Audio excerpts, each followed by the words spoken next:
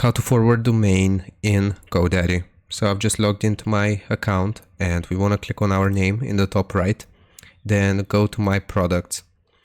From here you should see the domains section, so find the domain that you want to forward and then click on DNS. Now from this section here we will be able to see the forward tab. So forwarding tab, just click on it.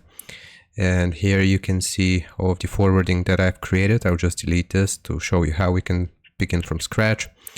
So here you can either forward a domain or a subdomain.